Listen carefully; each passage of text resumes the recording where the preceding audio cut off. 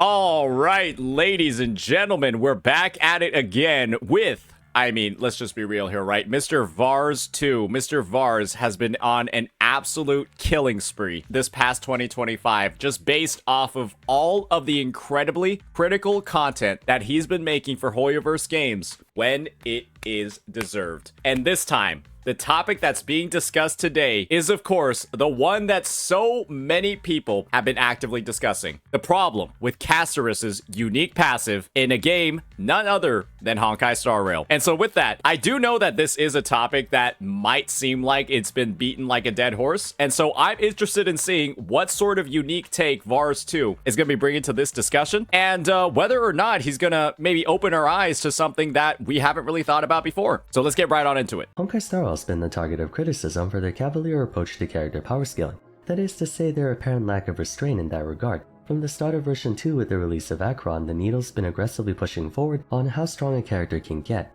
1000% right. 1,000,000% right. I think a lot of people maybe they don't fundamentally understand that the reason for Honkai Star Rail's whack-ass power scaling is the introduction of Acheron. I do believe that every other DPS prior to her, your Dan Hong Ils, your Jing Lius, your Blades, they were okay. They were all pretty comparable to each other, and they weren't like a big problem when you look at the rest of the 1.0 roster. Then you have Acheron come in and basically deal, I'm just spitballing numbers off the top of my head, at least 1.5 to 2x the damage of every other character released before them. And the worst part about it is that the damage has only gotten higher since. Acheron is just like actually not that good anymore.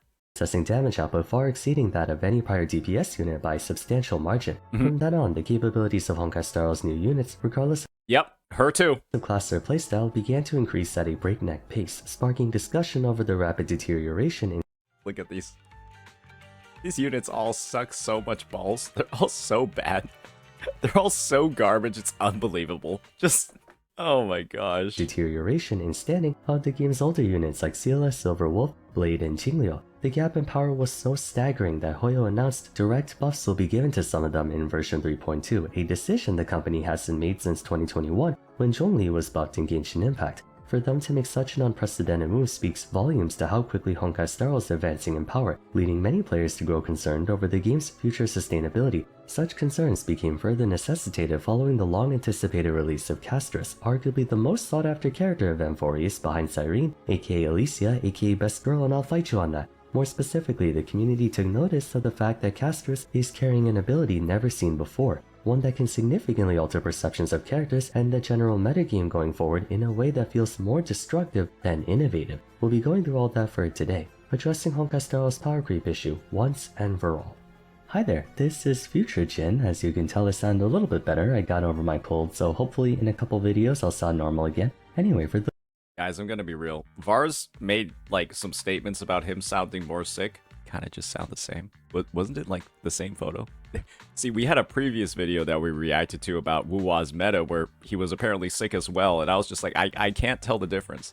I don't know if that's a good or bad thing. And I mean no insult by it at all. I don't know if it's a good or bad thing. over my cold, so hopefully in a couple videos I'll sound normal again.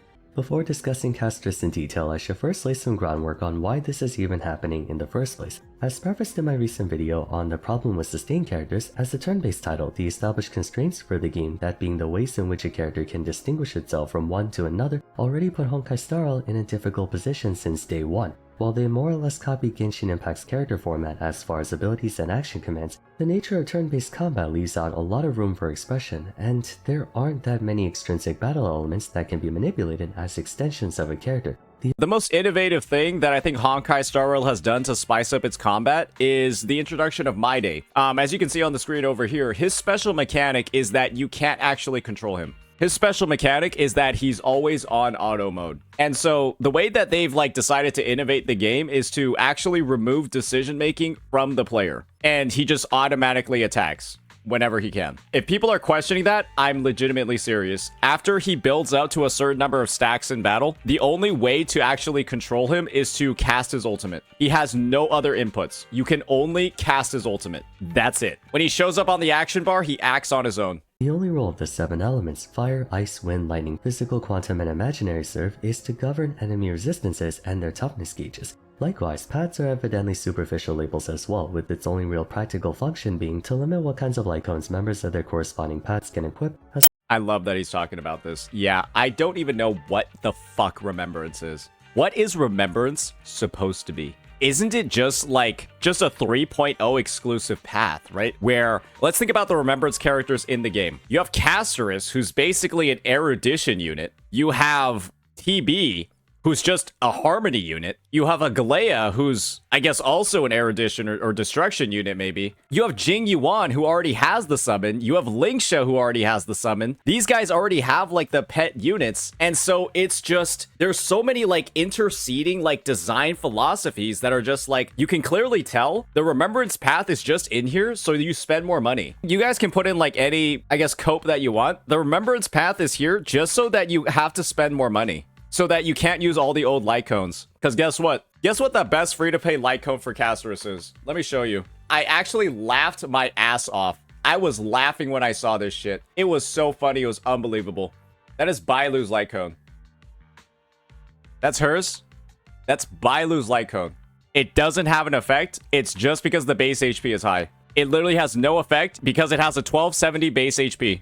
What are these devs doing? How do you equip that on a Remembrance character? When you equip an out-of-path light cone to a unit, like you put a Abundance light cone on a Remembrance unit, you won't have any of its baseline effect. All you'll have are the base stats. And the light cones available are so dog shit because you can't get any of the effects because there's only like, I don't know, like 3 Remembrance light cones. You're just using it as a pure stat stick for the HP. That is why they added Remembrance to the game. So you could just go fuck yourself, essentially. You have Blade's light cone, the one that gives HP and crit. Too bad. Too bad. You had an erudition light cone, which Casteris probably should have been, or she probably should have been destruction if we're being real here. But then Blade's light cone would have been too good on her. It's just, it's so gross. It's unbelievable. I mean, let's be real here, right? All of the Hoyo creator CCs, they're just shilling the fuck out of this, right? Nobody's raising like an actual ruckus over how dog shit all this stuff is. They're just like sweeping it under the rug. It's such a major issue that is so incredibly player unfriendly that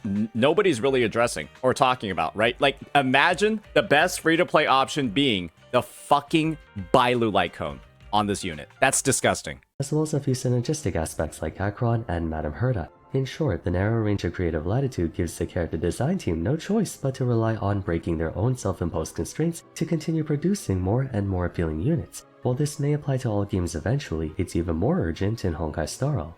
Most critically is the rapid release rate of HSR's units, barring just one single patch in version 2.6.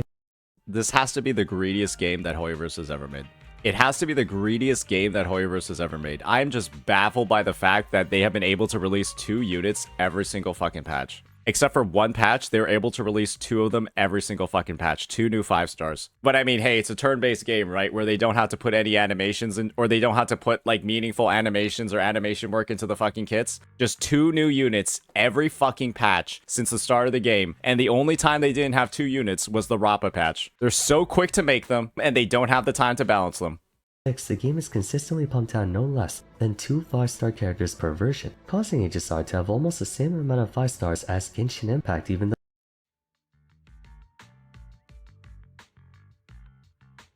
HSR has already caught up to the number of limited characters that Genshin has, when Genshin has been live for basically double the time.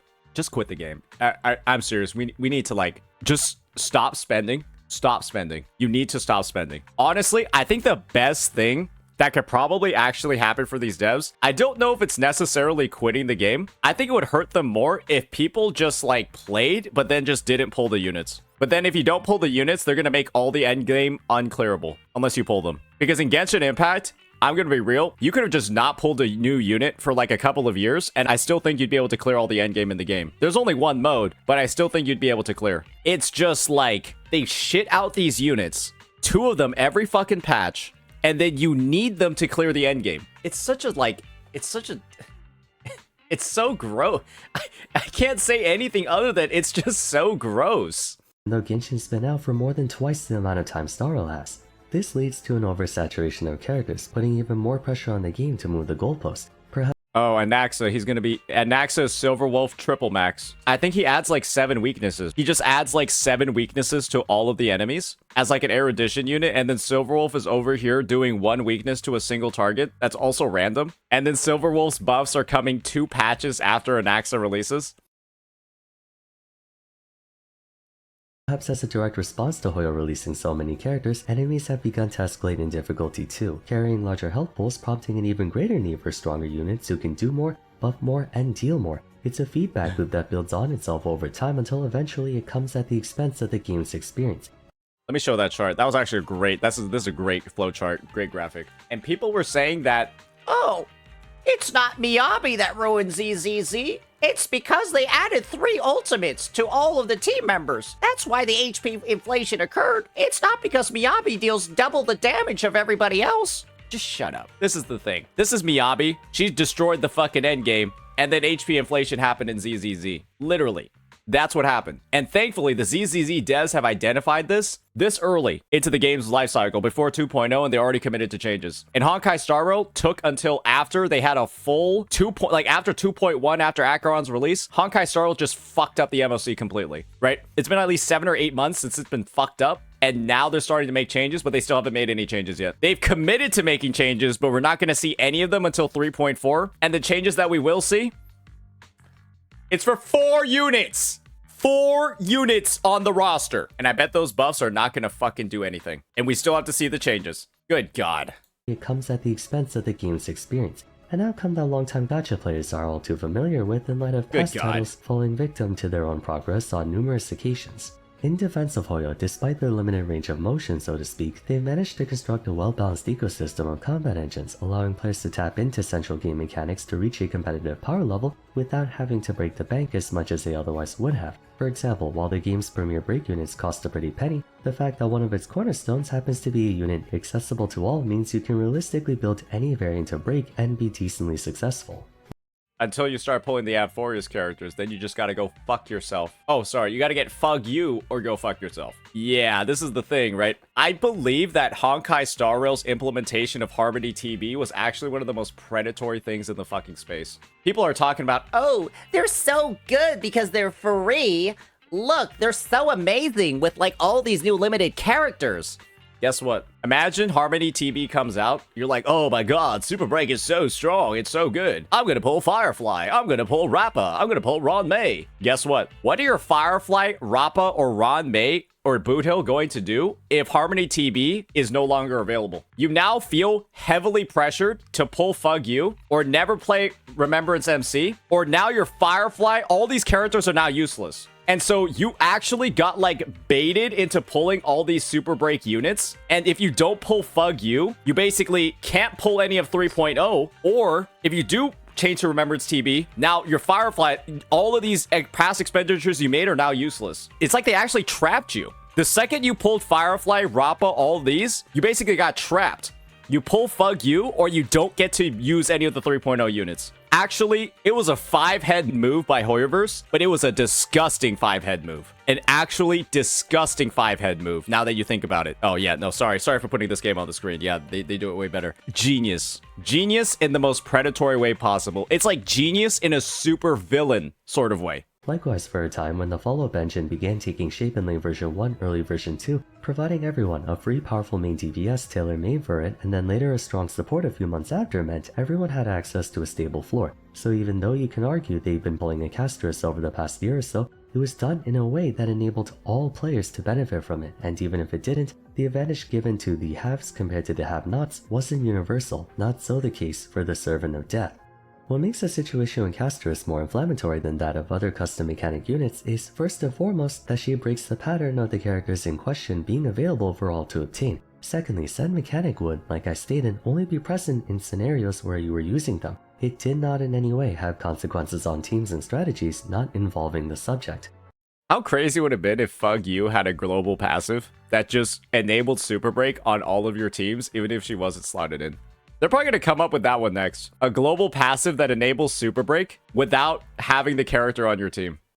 To my viewers not brought up to speed on what's all the commotion with Casteris, in addition to being a memo keeper of remembrance, she carries a... Don't give them ideas. Hey, you can send the commissions to me, Dawei.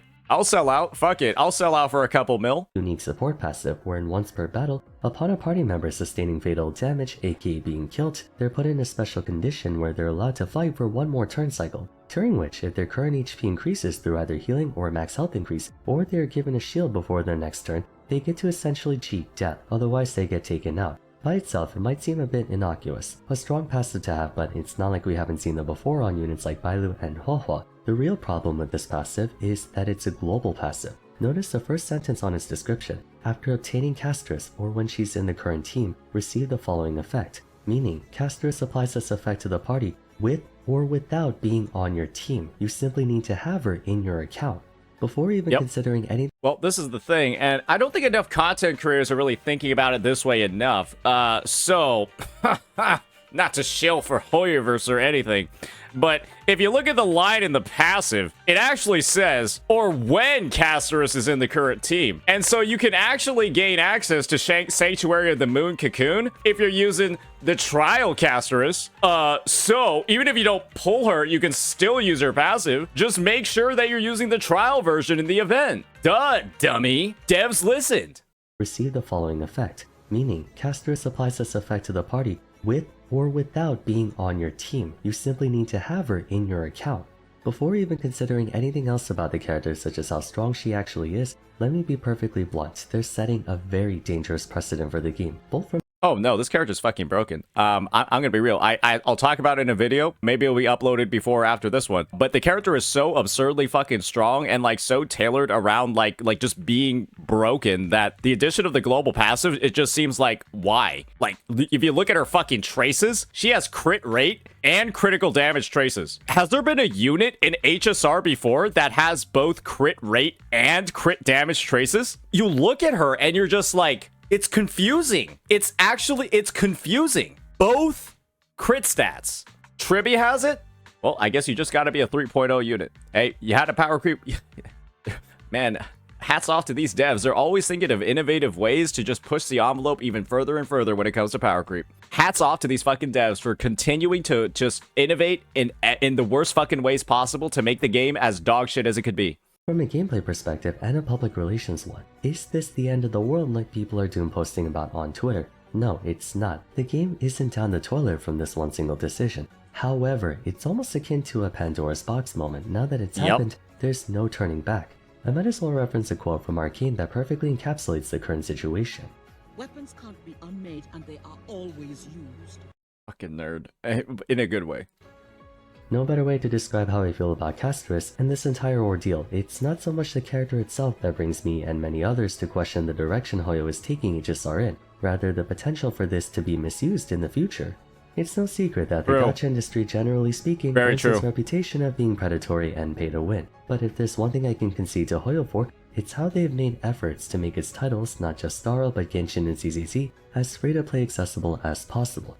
And that's really where, like, I hate this argument that, like, some CCs have put forward. Gacha games are, like, already predatory, and so what's the problem with them adding an even more predatory thing? Because the system's already predatory, and so you can't say it's, like, predatory because we're already playing gacha anyways. It's such a cringe, brain-dead fucking take for somebody to make, and I can't believe that, you know, there are CCs actually saying shit like that. So clueless, so glueless, so fucking lost, it's unbelievable. Just say you're shilling and move on. You're not going to be setting any records on a budget team, but you can more than access all of the game's content and keep up with the endgame players on even ground, thanks to the game itself offering just enough allowance to even non-spending players and keeping the difficulty ceiling of the game at a level where everyone can accomplish everything.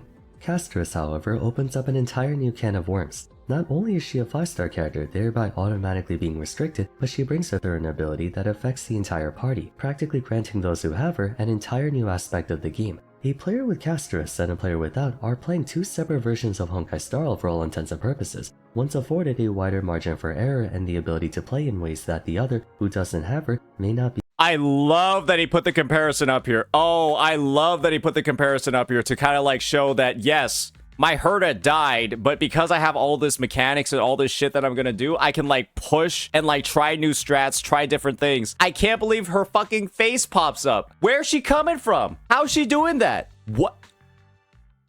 Be able to on the basis of it being flat out impossible to do so. Once more, you can argue that applies to any character. Having Fugue on your party allows you to run a break and summon team at the same time.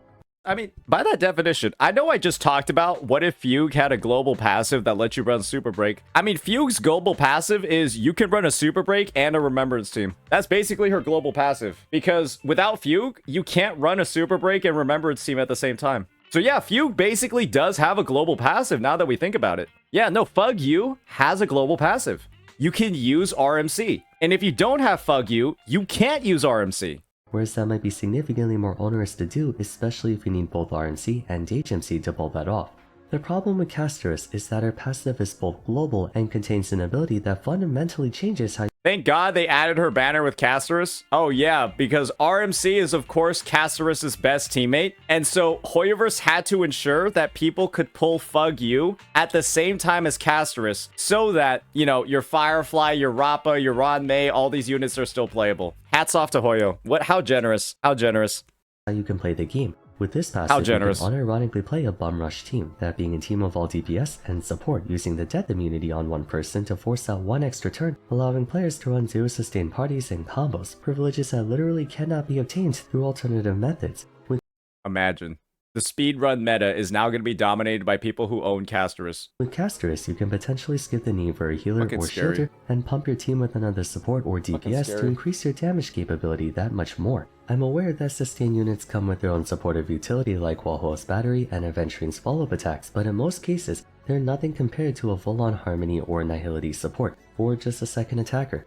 Dual DPS comps up till now have been exceedingly rare due to party slot limitations. Units have become more efficient at consolidating roles, and buffers are now capable of augmenting the entire party. But since enemies are also capable of dishing out heavy damage, in most circumstances, you're forced to bring a sustain, locking at your 4th slot. Casteris opens up that 4th slot, giving parties now and in the future the option to tap into even more power and efficiency, while leaving those without her the incapacity of doing so. 3 outcomes can happen as a result of this decision, none of which are particularly healthy for the game. Outcome 1. Global passive meta. Like the arcane character in Besta set, weapons can't be unmade and they're always used, implying now that they've implemented them, we know the mechanic exists now. Furthermore, though Casteris may only be the first one, releasing another unit with a global passive of their own is a foregone conclusion. Hoyo. Is that fucking Finon? That's fucking Finon. Nope, that's not Finon. That is a silhouette of Kevin Castellana, who is Finon. Will do it again. It's merely a matter of time. As more and more global passive units come out, it won't just further alienate free-to-play players or those unable or unwilling to pull for every new 5-star, it's gonna also cause retroactive power locks in other characters. For example, guide makers and theory crafters now have to figure out what every unit can do with every single character, assuming global passive A, B, C, or any combination. It would be one thing if Casteris' global passive was like give all Remembrance characters 100 more attack or something negligible like that, but being able to cheat death is a very significant buff to give to the party. I sincerely doubt Hoyo's willing to backtrack on this. I mean, let's be real here, right? There are some content creators who will absolutely fucking love that. Now they can make like more videos about, ooh, now that we use global passive combination A, B, and D, we gotta try it with now B, C, and C, B, C, and A, right? It's like, oh, and now since this one has released, how has that changed all of the different... They're gonna love it. Make global passives. They're gonna love it. There's a reason. I don't think they were lying. I don't think CCs were lying when they said they love global passive. I don't think CCs were lying when they said that. Equally as game-altering as Casteris, every single one added carries serious ramifications on the entire cast, what teams they can be played in, how they can be built, special strategies you can use them in, of which you'll have no access to if you don't pull for a single character, much less a character you don't want or like. If over the next year or so they make 3 or even 2 more global characters, those who have all of them will have an insurmountable advantage in combat compared to those who have only 1, let alone none of them. Like imagine taking the Sim Universe R abilities into MOC, PF, and APOC, even one of them would totally change the game, which brings us to outcome number 2.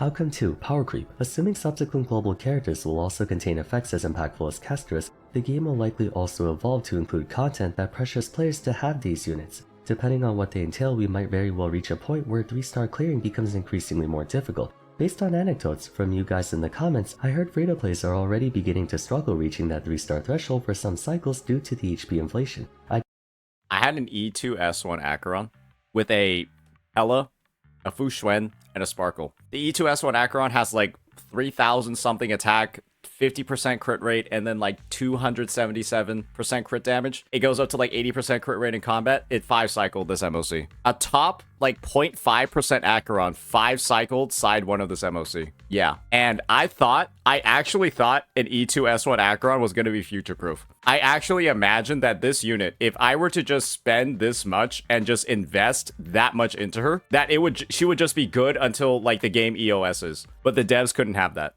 I'd be incredibly surprised if Hoyo doesn't eventually put in place gameplay mechanics or enemies that require one of these globals to comfortably clear. And the more we get, the more they'll be inclined to balance the endgame content with those globals in mind, resulting in outcome number 3.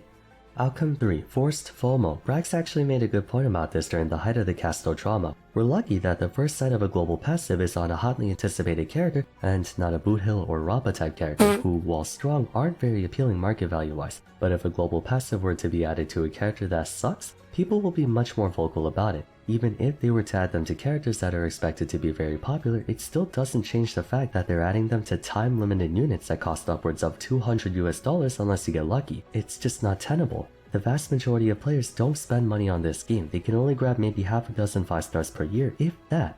They're either gonna have to choose between going for units they like at the expense of missing out on globals, or they're gonna have to prioritize exclusively globals just to keep up with the meta, likely. You know, how about you think about it this way, Vars? Or how about the community thinks about it this way? Maybe Hoyo is doing us a favor by power creeping everything so fucking fast that it's actually good for free-to-plays. Because free-to-plays will skip units, right? And they'll feel bad about skipping units and they'll want to pull them later. But then the units will just become absolute dog shit worthless from all the power creep. And so there's no actual need to pull the old units on the rerun. So that desire or that loss from skipping a unit isn't there because you know they're going to be dog shit in like 3 months. So power creep's actually good for the free-to-play players. Now you're thinking like Pokey.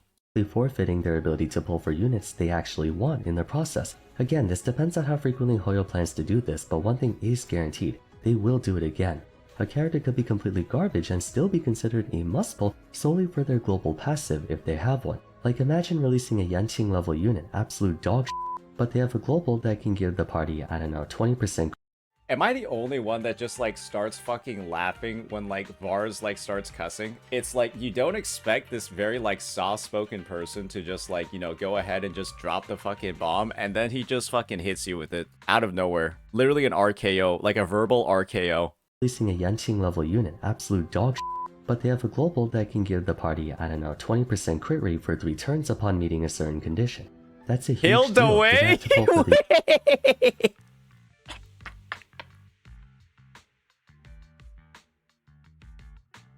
This video is fucking gold. Wait, that's so good. Oh, that's so good. What the? That's a huge deal. You'd have to pull for the unit just for that. Even if realistically you can live without the 20% free crit, you'll be constantly reminded of what you're missing out on, especially as guide makers go. If you have X global passive, you can build this or that. You need to build. Why do you only put those two? If we're being entirely honest, if Vars wanted to highlight the other guide maker that we're thinking about, it'd be more accurate if he started, you know, just putting a Chinese flag instead. It would have been more accurate to just put a Chinese flag instead of the other guide maker that we're thinking about. More energy if you don't have Y global passive. That's the issue. Everyone hereafter will be making videos and judging the viability of units based on if you have a global passive or not. It all ties back to the fact that it affects the entire account whether they are or aren't in your party. Mind you, I don't play Zenless, but as a day 1 player who's been with Genshin and Starl since their respective launches, never has Hoyo implemented something like this before. And they should never have. The only 2 ways I see this being a non-issue are if 1, future global characters are more accessible, such as maybe Nihility Trailblazer having a global, or giving 4-star Danheng a new alternative form in a similar fashion to March, or if you're going to give it to a 5-star, make them free as part of an anniversary or something. It's not so much the mechanic itself that's a problem, it's that it's kept behind a paywall that makes it so problematic. The second option is if Casteris truly is a one-off and that they'll never do this again. It doesn't absolve Hoyo of their mistake of doing it in the They've created a fucking UI for the global passives. They're gonna have more than one.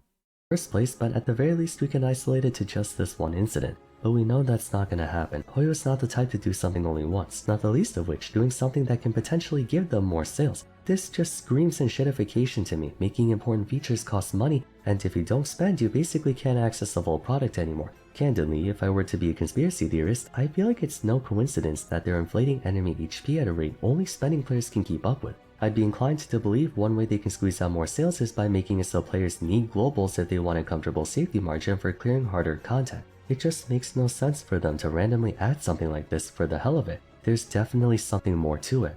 To summarize, I want to reiterate that StarL is not screwed over right this moment, though Casteris will be a greatly influential character and people will be theory crafting all the ways in which you can exploit her global. I don't think it will be of that much import to those who choose to skip her. That being said, once again, it sets a very concerning precedent for the game.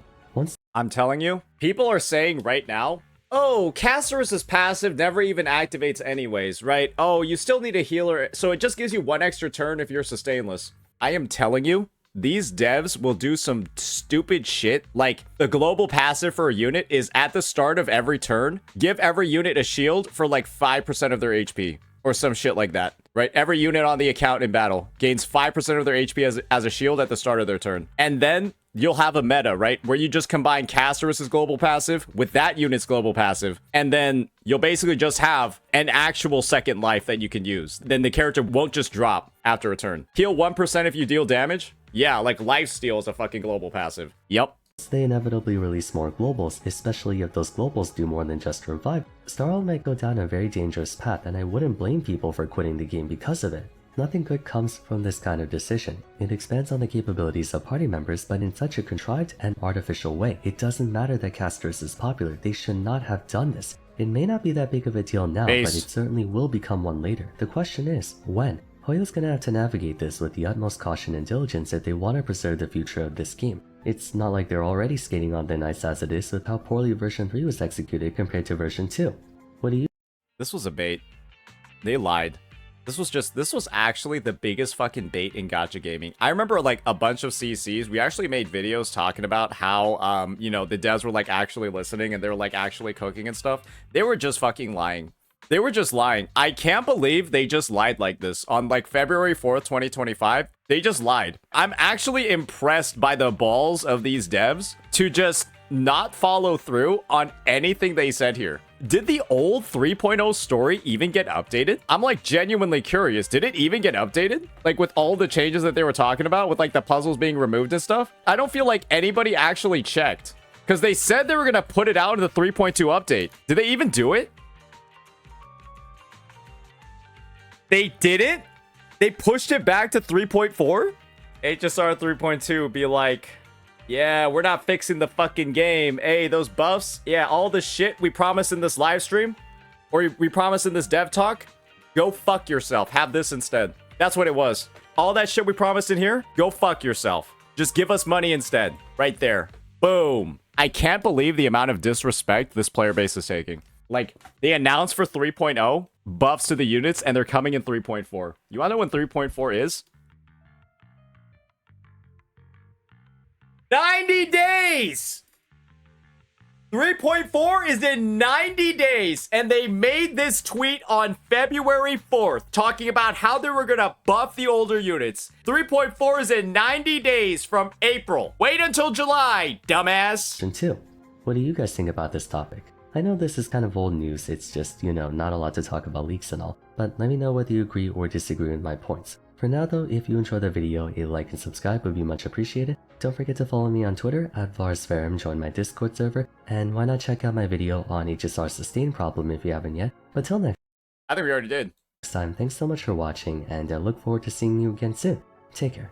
Alright, awesome bid by Vars. I'm not gonna lie. I think a lot of people have said, right, that this is like an overbeaten horse, that this is like an over-discussed topic. But I'm gonna be real, I thought he brought like a point of view. I thought he brought like some actual like in-game discussion, like some actual footage and stuff. You know, some of the stuff we heard it before, but I do think he gave like a pretty interesting viewpoint on the topic as a whole. Yeah, I think it was like some pretty good stuff. Great thoughts overall. And he's right about pretty much every single thing in here. So yeah, gonna give that a like. Damn, didn't make it to 3K with that one. But yeah. She cooked this fucking game. She did. She really did. Let me know what you all think. Peace.